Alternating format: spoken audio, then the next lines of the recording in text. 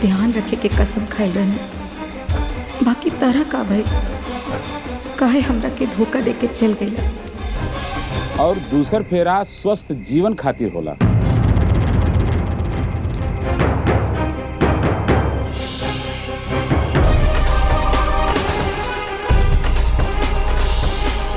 हम तो हमेशा तहार स्वास्थ्य के कामना करनी माधव। बाकी तू हमरा के धोखा दे के हमरा के अस्वस्थ कर देला।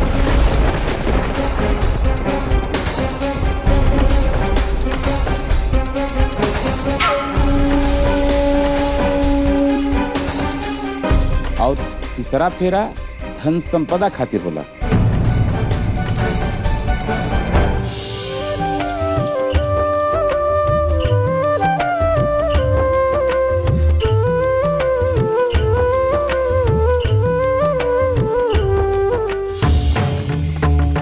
हमार प्यार, हमार तहार संबंध है, हमार धन संपदा रहल माधव।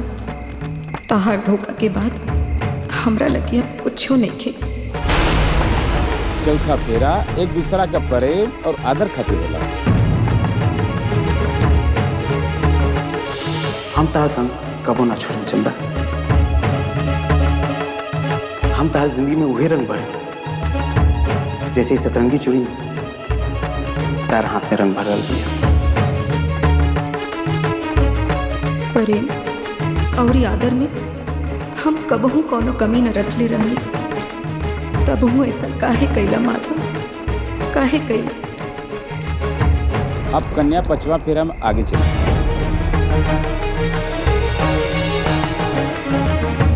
अब पचवा फेरा का अर्थ बा पत्नी अपने पति के सुरक्षा, स्वास्थ्य और समृद्ध संतान देवे खातिर होला।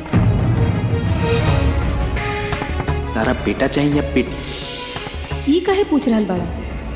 काहे कि लोग कहेला कि लड़की लोग के बेटा पसंद होला और लड़का लोग के बेटी। हमनी के मिल के अपन परिवार और इस संतान के सपना देख ले रहनी।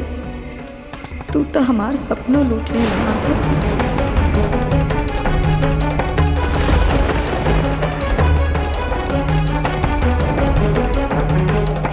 छठवा फेरा नव दंपत्ति के एक दूसरे के सुख और समृद्धि खातिर होला। जब तक ये बांसुरी में तान रही तब तक ले हमेशा साथ रहे। माने माने ई बांसुरी में हमेशा तान रहे और हमेशा हम तरह साथ रहे। अब हम कैसे शांति से जियब माधव? हमार जीवन के शांति तू तो खत्म कर देला। इस सातवां फेरा आखिरी फेरा होला। पति पत्नी का एक दूसरे के साथ मैत्रीपूर्ण जीवन बितावे खातिर होला। यह में एक आबा कि पति पत्नी एक दूसरे का ख्याल रखी है।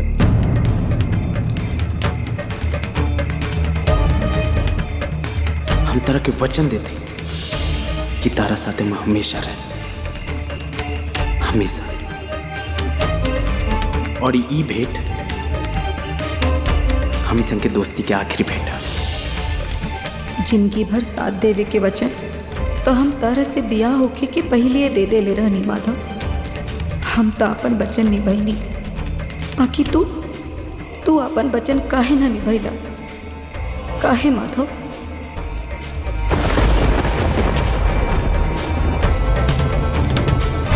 अरे कहाँ जाते रे? बैठ,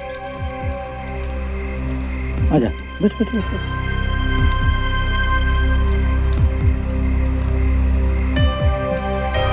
माधव, जौन तू हमरा साथे कैला का इहे तहार हकीकत बा? का हम मूर्ख रहनी कि तहरा के पहचान न पैनी? तू हमरा के जिंदगी के चौरास्ता पर काहे खड़ा कर देला माधव? हम कहवा जाइए यही जैसे, कहवा जाए? ला ठकुराइन, चूल्हा जल गए। पता ना रहुआ से काहे ना जलत रहल। बहुत ही अच्छा भइली मरती कि तू आ गईलू। ना तो पता ना हमें खीर बना पैती कि ना। एकरा में कौन मुश्किल बा ठकुराइन? बाकी हाँ, चूल्हा शायद कड़ा हो गइल बा। रउआ के औरी कोशिश करे के चाहत रहला तो रउआ साथे ऐसा ना होत। तने सुन कोशिश करा से ता जीवन बदल जाला ठकुराइन। ई त चूल्हा हा।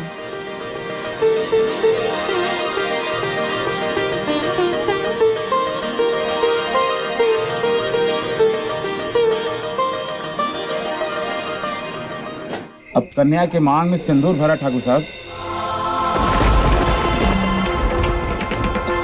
अरे सुमन, तनी देखा था सिंदूर कहवा रखल बा? हाँ माई।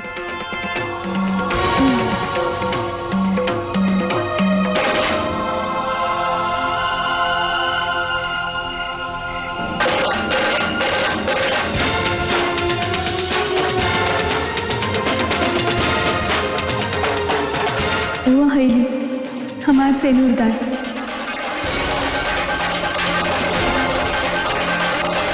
लो ठाकुर साहब, सिंदूर दान करो। सुख दुखानि सर्वाणि मया सह विभज्यते यत्तत्त्वं वहं तत्र प्रथमता प्रविहितम् कुटुम्बरक्षकार्यास्तामि अवानुपुत्रहरिदम् आस्ति नास्ति च सन्तुष्टा द्वितीयता विहितम्। अब मंगलसूत्र पहनावा ठाकुर साहब। सदैव प्रियभाषिणी भविष्यामि पदेच्चैव प्रियता प्रविहितम्। इहातसायिनो विष्णुनस्त्वां वञ्चिता स्वयम् उभयो प्रतिरक्षणा कन्या षष्ठपदे ब्रवीत्। ॐ यज्ञादिकार्येषु भवा विश्वसाचिनी धर्मार्थः कार्येषु कन्या सप्तपदे ब्रवीत्।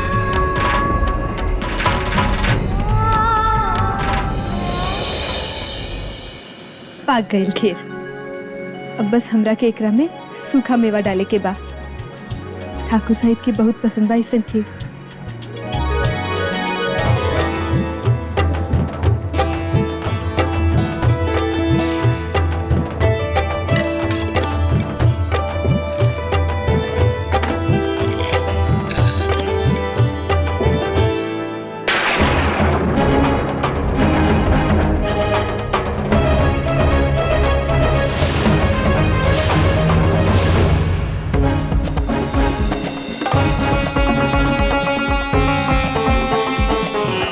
भगवान, ये तो बहुत बड़ा अपशगुन बा, बहुत बड़ा अपशगुन। ये कुल का हो रहल बा राम जी?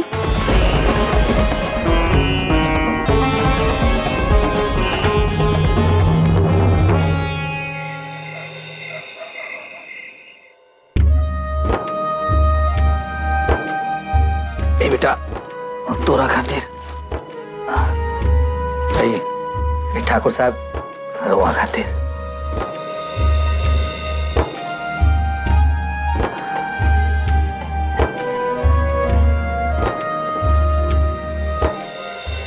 कितनो गरीब होखे बाकी अपनी बेटी के बियाह में नीमन से नीमन समाना भेंट देवेला। बाकी एइजा तो सब सामान सस्ते धइल बा। हमनी के देखी तनी, हमनी के चंदा के का ना देले बानी सन। कोनो मुकाबला बा हमनी के ना माई? बस करो सुमन, बस करो। तो का भइल सुमन, तहार घर पर ही तू साक्षात चंदा आ रहल बा और का चाहिए तारा के? हाँ, वो कहा कि हमने के सब सामान माधव बाबू खातिर खरीद ले रहनी जाना। खैर जौन बीत गई तो बीत गई। ये तो हमने के सौभाग्य बा कि हमार बेटी के ठाकुर साहब जैसन पति मिलल।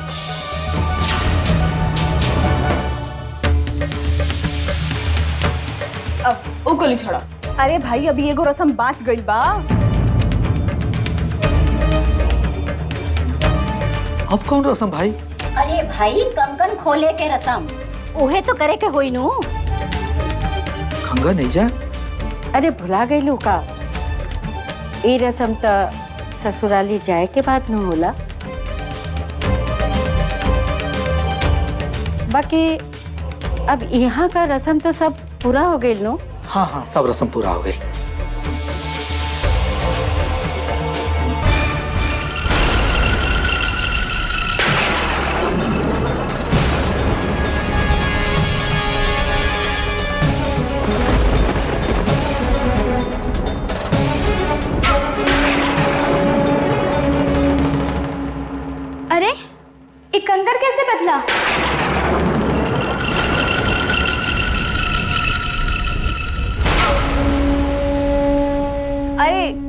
लगता नहीं मंदिर से घरे ना गेल रहलू बात बात करे खातिर, तभी हम पंडित जी से कह के बनवा देले रहनी।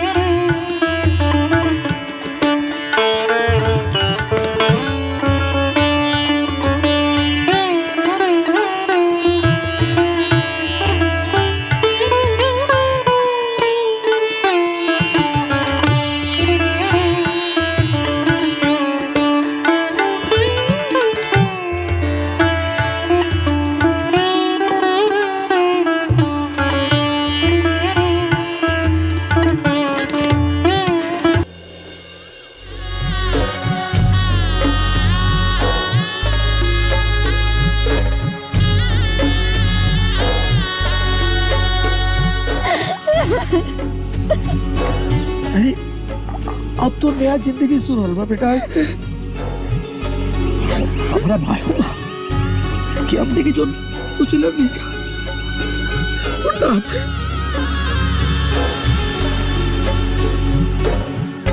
लेकिन जो तू कहले ना बेटा, वो दोनों खानदान के मान मर्यादा बचा ले बाद होकर भूल जो बेटा। वो जो कैलाश ना ओकरा के ना भुलाल जा सके ना, ओकरा के भूल जा बेटा। एगो बुरा सपना समझ के। चला दुल्हन, तोरा के कोनो बात की चिंता करे के जरूरत नहीं है। अब हम बानी तहरा लगे, तहरा माई। चल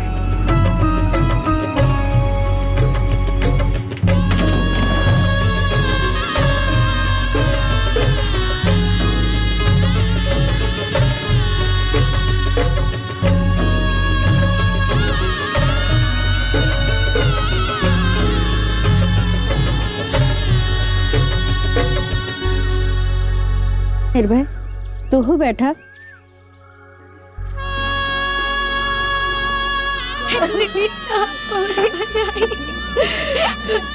वो तरह के छोड़ के कैसे जाए? ताकि बबनी कौन बात नहीं की, तू बस बाबूजी के ध्यान रखिए और अपन पढ़ाई मन लगा के करिए।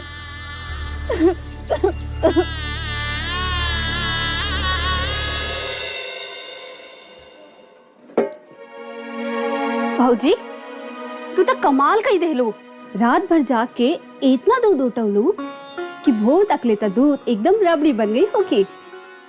ई खीर के देख के कोई कह सकेला कि खीर कितना स्वादिष्ट बनी होगी। और कुछ डाले के बा खीर में कि हो गए? सब तैयार हो गए, खाली ऊपर से काजू डाले के बा। ठाकुर साहब के बहुत पसंद बा। इमरती उ लोग काल जोन ब्याह में गए रहने, वही जैसे विदाई के बाद बस आवते हुई हन। हम उ लोग के स्वागत यही खीर से करब।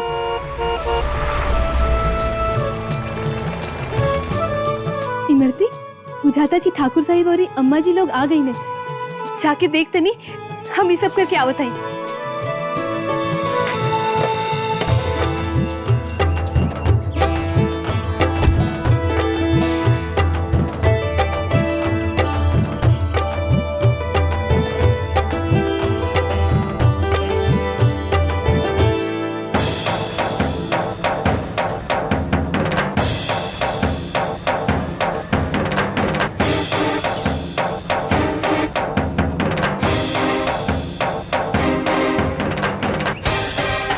आवा दुल्हन।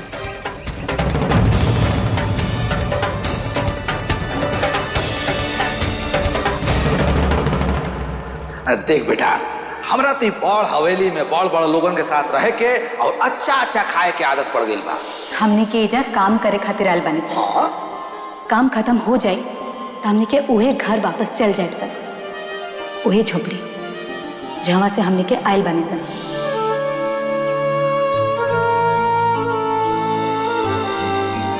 खाली हवेली के दीवार और दरवाजे ही सुंदर बा, बाकी घर के लोग बाप रे, यहाँ रहे वाले लोगन के धमो घुटत हुई एही जा।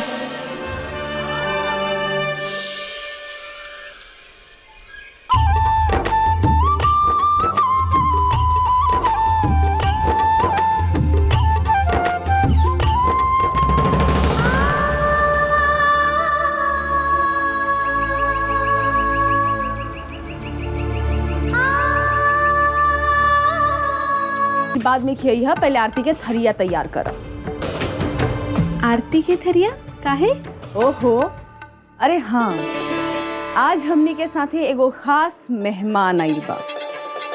अच्छा, के बाऊ खास मेहमान? अरे कुलैजा पूछ लेबू कि आरती के थरिया तैयार करके चलबो करबू। चला, तारा खुदे पता चल जाए कि वो खास मेहमान के बा। और ये खीर बाद में खिए भौजी। इमरती, भौजी के आरती के थरिया दो।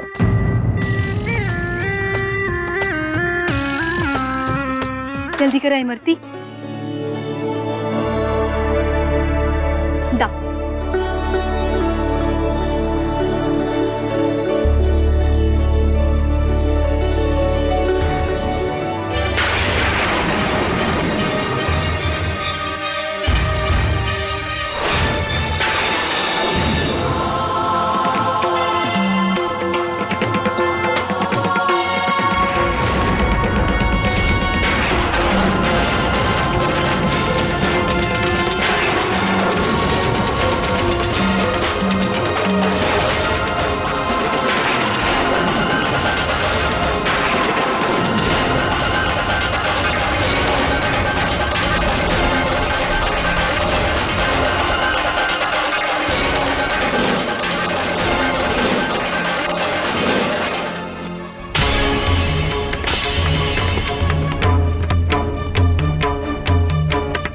इमरती, एकरा के भीतर ले जावा।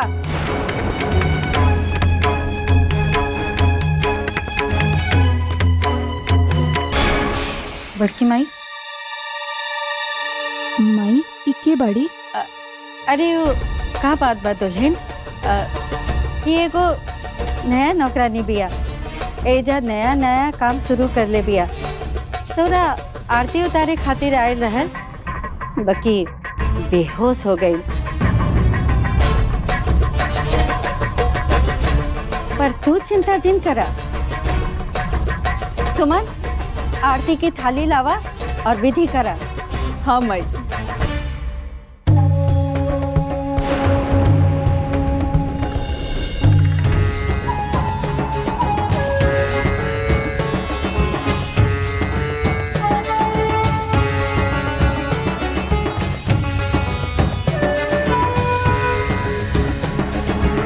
चला नहीं कि दुल्हन, अपन दाहिना गोड़ आगे बढ़ावा।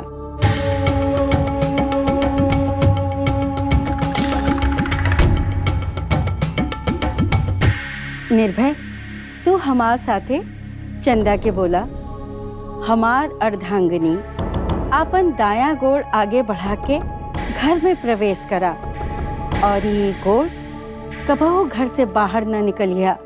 ठीक बा माई। हमारा अर्धांगिनी अपन शुभ दाहिना गोड़ आगे बढ़ा के गृह प्रवेश करा।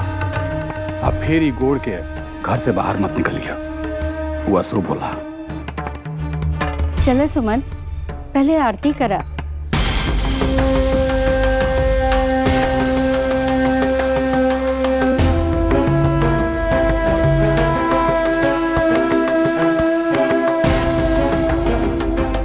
अब कुमकुम पर गोड़ धरा।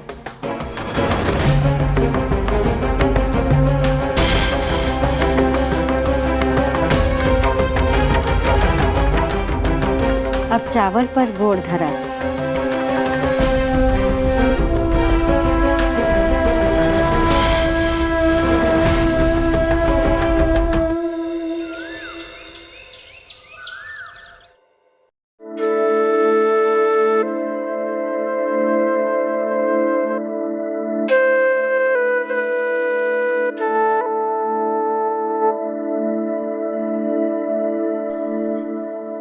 तू तो एकदम माई जैसन बानू दीदी। हम तो हर धन्यवाद कैसे करी। धत पगली, माई के क्यों धन्यवाद कहले का? हाँ सोचे।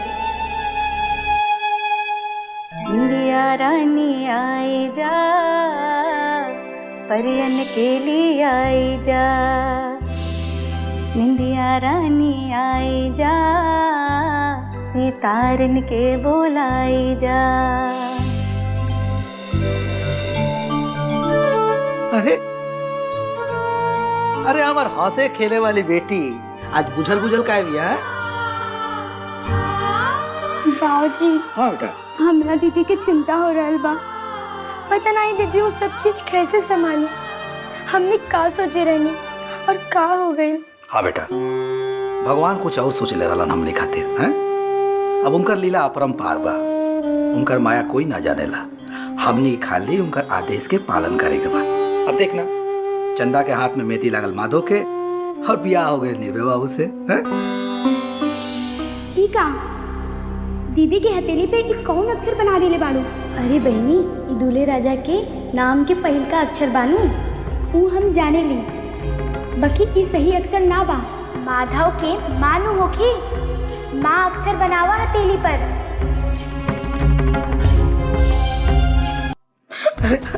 अरे अरे ना ना, अरे ना बेटा, ना रो बेटा। अरे ना बेटा, ना बेटा, हम और तेरी दीदिया तोरा खातिर त्याग के नहीं जा। अब तोरा बहुत आगे बढ़े के बा। अपन दीदिया के त्याग के खाली मत जाए दिया। खूब पढ़िए, खूब लिखिए। तोरा के अपन दीदिया के सपना पूरा करे के बा। अपन दीदिया के बारे में चिंता मत कर बेटा, अब वो खूब खुश भी है। होकर जिंदगी अब संवर गई बा, बुझाइल लो।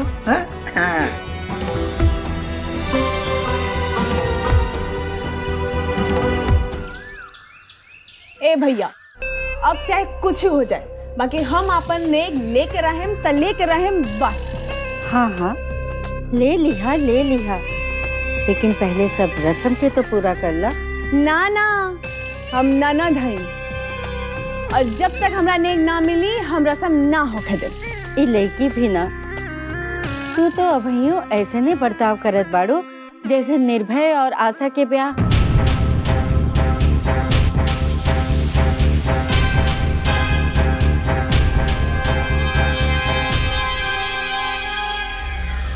चलो चलो भैया, हमरा के नेक दा। बोल, का चाहिए तोरा? सब भुला गईला तने।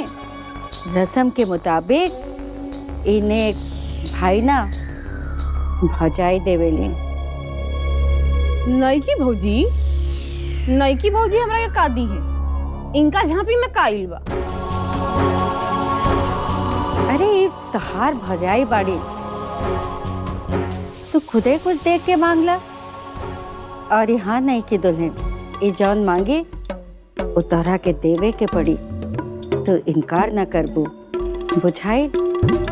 हमने यहाँ ननद जौन मांगेली ओकरा के देवे के पड़ेला। नईकी भौजी के झांपी में जौन कुछ आइल बा तो सब सस्ते सामान बा। हमनी की मर्यादा से एकदम नीचे। मगर फिर भी हम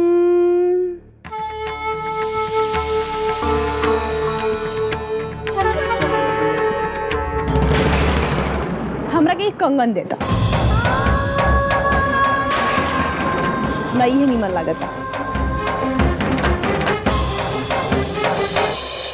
बाकी तोरा माई के कुछ गहना बा जो नु तोहनी खातिर रख ले रहा, ये लेके अपना ससुराल जिए बेटा।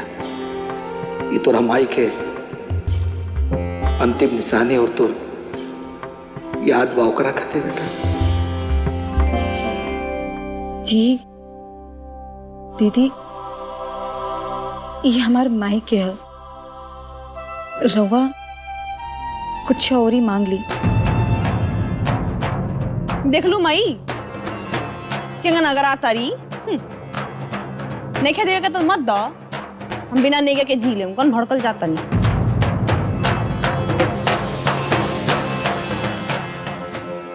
अरे ऐसा का खास बात आई कंगन में? दे दो ना, जब इतना जीत कर दिया तो। आखिर तार नाना दिया, हम एक से बढ़िया किन खिलाते। बाकी नहीं की दुल्हन, ई कंगन के तो अब ई हवेली में ही रहे के बानो। तारा हाथ में सजे या सुमन के हाथ में, बात तो एक के बात। सुमन अभइयों तकले बच्ची नियोजित करेली, तो देता ना ओकरा के ई कंगन।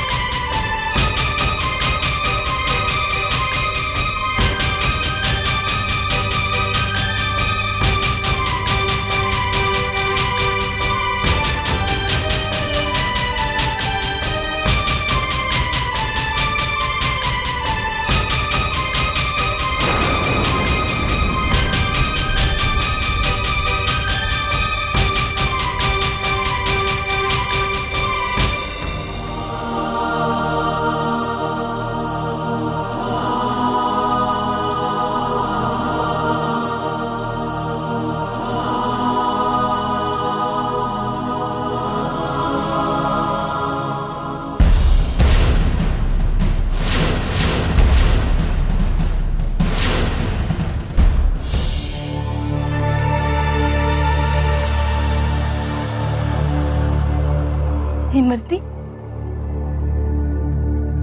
का हो रल भाईजा? हम कोनो बुरा सपना तो ना देखत रहनी नु। ठाकुराइन, रउआ के तनी आराम करे के चाहिए। बात करे खातिर हमने लगी बहुत समय बा। नहीं इमरती, तू बतावा ना हमरा के का हो रल भाईजा? ठाकुर साहिब और ये अम्मा जी केहू के ब्याह में जो शहर गए रहने, वहां से आ गई ने।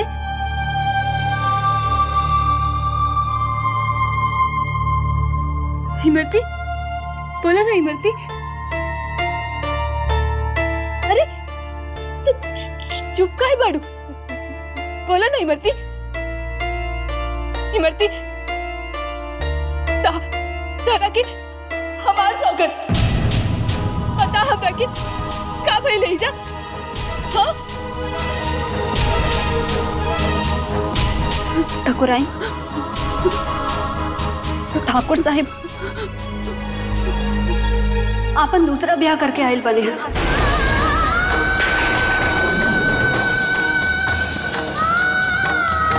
और दूसरा ठाकुराइन लाइने हैं। नहीं मरती, ये ना हो सकेला। तू झूठ बोलत बाड़ू। ये ना हो सकेला इमरती, ये ना हो सकेला। तू झूठ बोलत बाड़ू।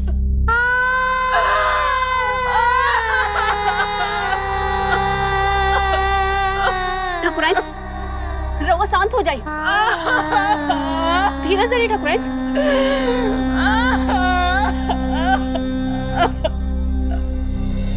नहीं की भौजी, माई तरह की तिल तरह हाथ में दी है, और ये तिल तू अपना दोनों हाथ में धरी है, ठीक बा?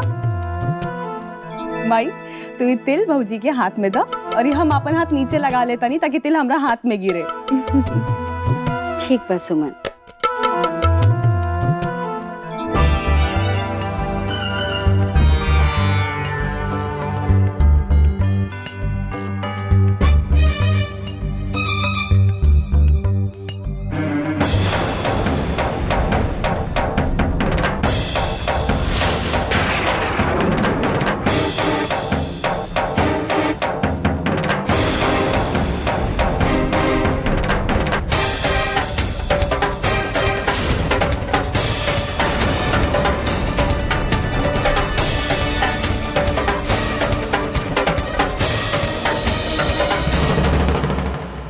भौजी पगला गइल बड़ू का तेरा हाथ से तो तिल के एको दाना नहीं गिरल।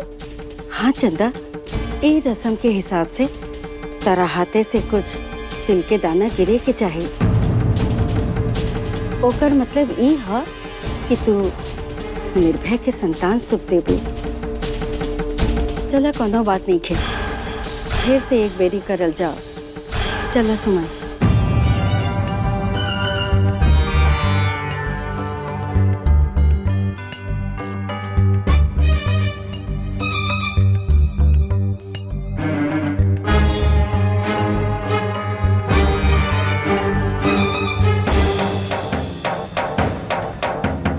हे भगवान, चंदा के हाथ से खूब ढेर तेल गिरे।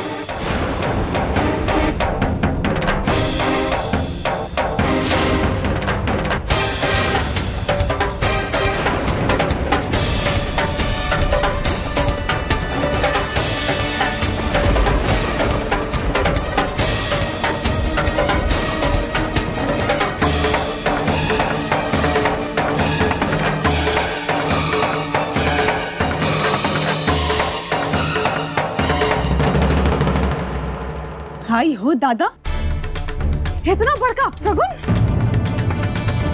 वो हम तो खाली रुआ लोग जैसन कहनी हम वैसने का वैसने करा तारू।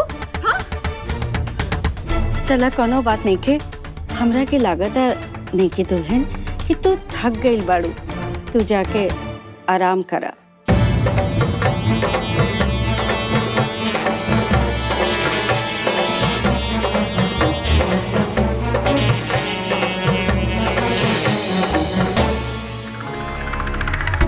माई ये तो आप सगुन लेके आल भी हमनी के घरे।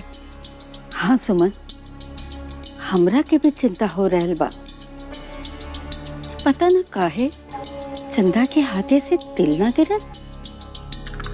ठाकुराइन, अरे ओ ठाकुराइन, अरे कहवा बैठल बाड़ू हो? काहे शोर मचावत बाड़ू? आपन नई की दुल्हन के मुंह दिखाई खाते तैयार कर दा। पूरा गांव में खबर फैल गई बा कि बड़की हवेली में नई दुल्हन आयल बिया। बाकी ऐसे कैसे बात फैल गई? अरे हम तो ये भी सुन ली है कि आशा के गांवों में बात फैल गई बा। और तो और आशा के नैहर में भी बात पता चल गई बा। आशा के नैहर तक बात पहुंच गई? कैसे? तहार नहीं की दुल्हन वो गांव की बाड़ी नू हो सकत चंदा के बाप आपन खुशी में आके सबके सब बात बता देल होई। तमे गलत बात का बा माई? बात के फैले में तनिको देर ना लगेला। अब बस तू अपना नई की दुल्हन के तैयार होके के कह दो। हमरा ये बात की चिंता हो रहल बा कि यदि दरोगा के पता चल गए कि निर्भय के दूसर ब्याह हो गई बा तो वो चुप्पे ना बैठी।